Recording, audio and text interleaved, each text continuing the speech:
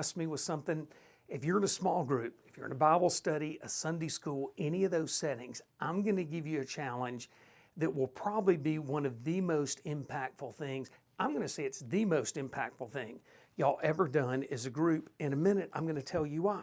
First of all, let me talk about what it is, why it's important that you do this, and then also what to expect.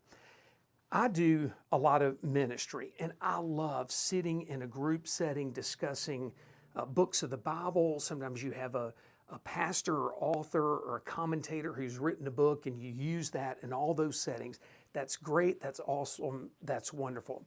But what if at some point in every one of those situations you actually turned your chair around and started giving back in all the truth that you've been absorbing?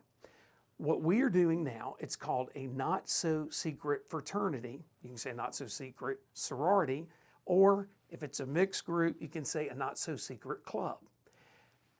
If you share your faith in some form or fashion, we'll talk about that in a minute, you get this little pledge pin, okay? The pledge pin is a little sword.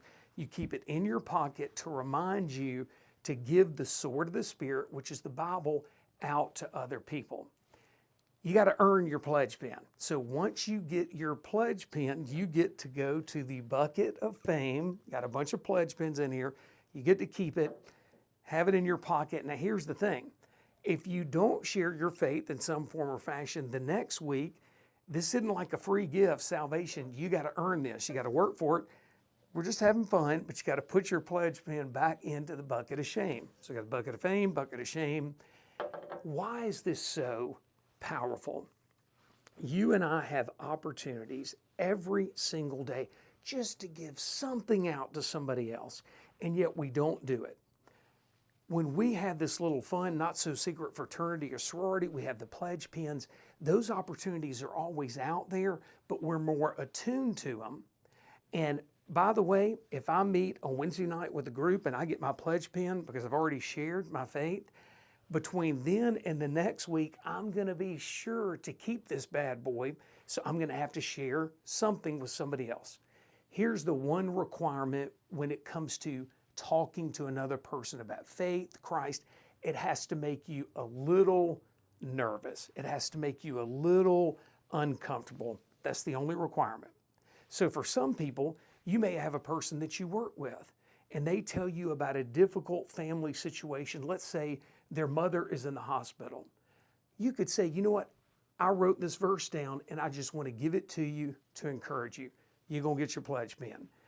If you have somebody else who says, hey, I want you to pray for me, kind of just generically, you could always say, even in the workplace, that person has invited you into their world. Well, hey, can I pray for you right now, right here? Put your hand on them, pray for them right there. You're going to get your pledge pin. You may get an opportunity to share your story with somebody else. The reason it's so good to share your story, it's not threatening. You're saying, here's what's happened in my life. The other person can't argue with it. Okay, it's a very effective tool. Let me give you some examples. A friend of mine named Jordan has a coworker. They were going to get lunch together. Normally they'd talk about football and all these other things. But my friend said, you know what? I'm going to be intentional to share my story with this other person. He does so. It was uncomfortable at first, but Jordan came back to Bible study almost strutting like a rooster because he's thinking, man, that felt good. Don't evangelize or share your faith when it hurts. Do it until it feels good, and it comes naturally. Story after story, everybody does something different. If you just want to share a verse with somebody, or you say, hey, I'm in a Bible study and here's what we learned last week, whatever it is, we're kind of sprinkling our conversations something related to the gospel. I'll say that again for emphasis. We're trying to sprinkle our conversations with something about the gospel. The history of what I'm talking about. A long time ago, this is the most ridiculous thing I think I've ever heard. People would say, it's important to preach the gospel and if necessary, use words. That's just terrible theology.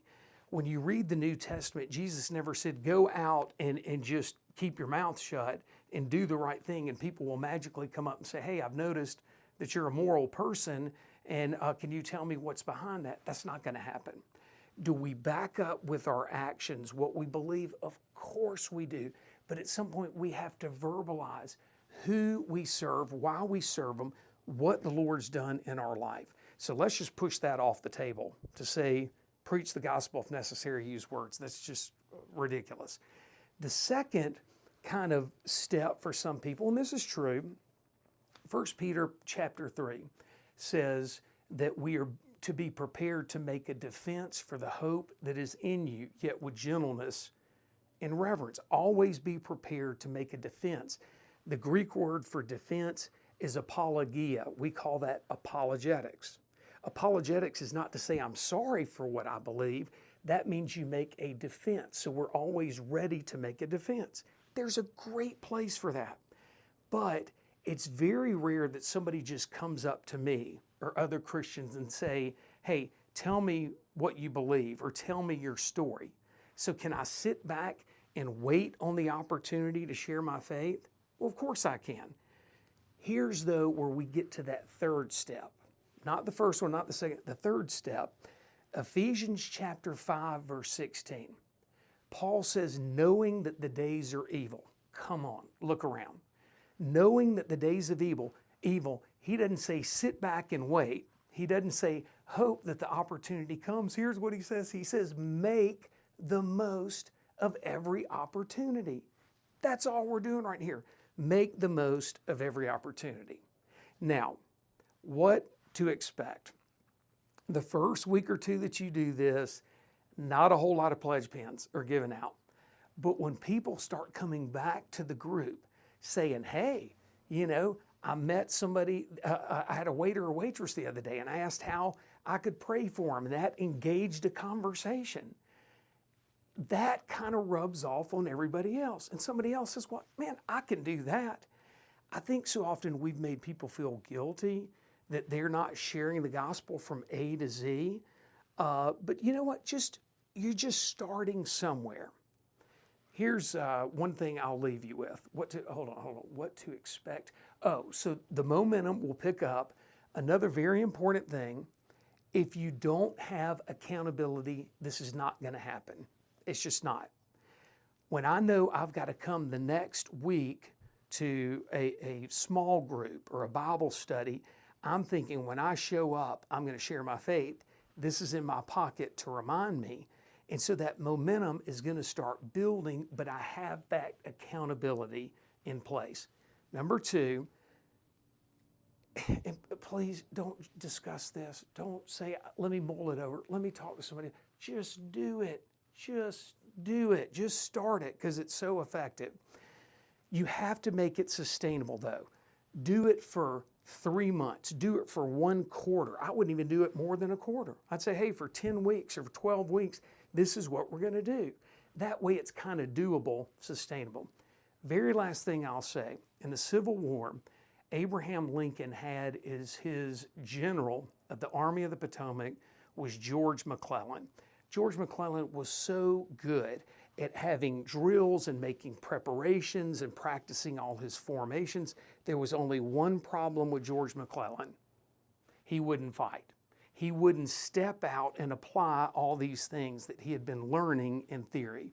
Please don't be a George McClellan. Or somebody like Henry Ford said, you can't build a reputation on what you plan to do. We got to get out there and just do it.